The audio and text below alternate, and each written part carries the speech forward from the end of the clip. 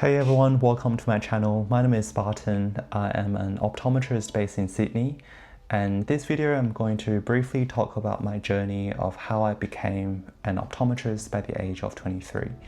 So if you're younger than me, or if you're considering optometry as a potential career path, or if you're just interested in learning more about the profession, then this video is for you. The first reason, although it may not sound very good, but I viewed optometry as a backup or a stepping stone into medicine. And like a lot of other people in high school, when you don't really know what to do, but you are sort of interested in healthcare and were quite good at math and science, then medicine was on the top of the list for a lot of people.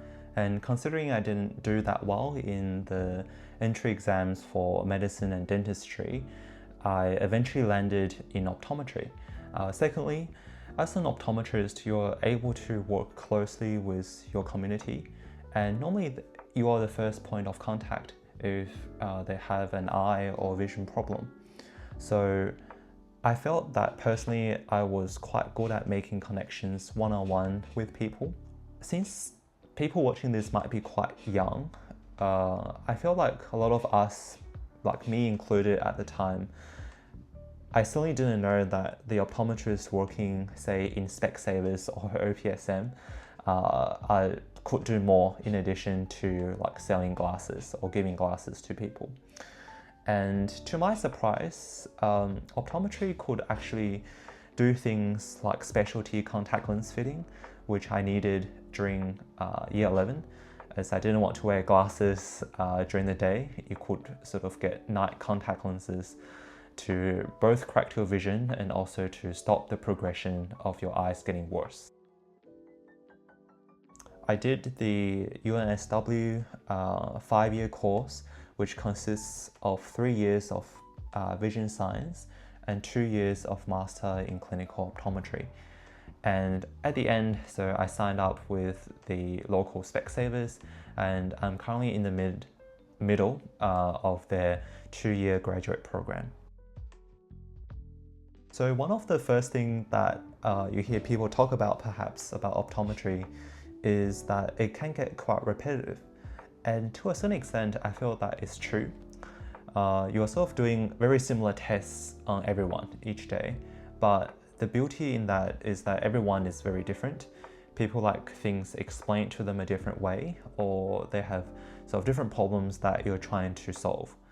And I felt that if you look closely at everyone's eyes is quite different, meaning that you could actually find some different features that you could document down while you're doing the test.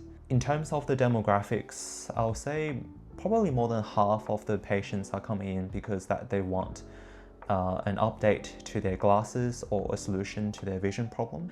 The rest of the patients are coming here to let you fill in the RMS form, which is the driving form, or that they're also seeing an eye specialist. You're sort of doing a collaborative care with the local eye doctors. And other times it could be quite challenging in the sense that they're coming in with a red eye. I remember probably watching a video, something like this, of an optometrist talking about how good the work-life balance is.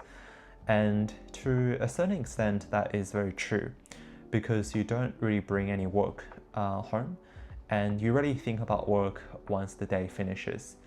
And by separating out your work and life can make a big difference. It is a bit different to uni, where that whilst attending lectures and being present in uni clinics, you have to do all these assignments and projects. And I feel like that gives you a lot of space to pursue other interests and doing side hustles such as like this.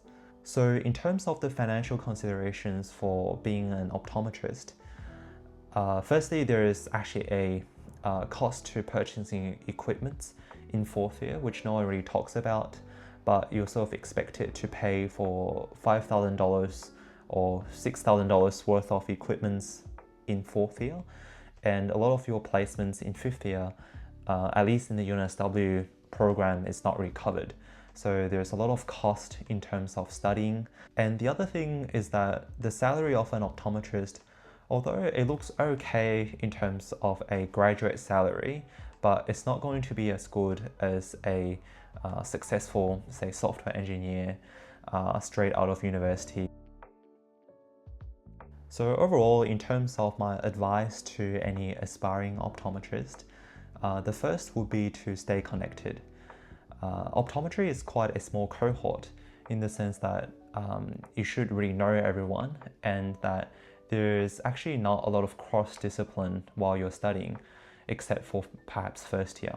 So that means that you're choosing the same courses, the same classes, and a lot of the times, a lot of useful resources or information actually didn't come directly from the school. It sort of came from our messenger group chat, and staying connected with other people would make sort of the studying part a lot less stressful. And I will say secondly, balancing your personal life and studying life is quite important in optometry, just like a lot of the other courses, I'm sure.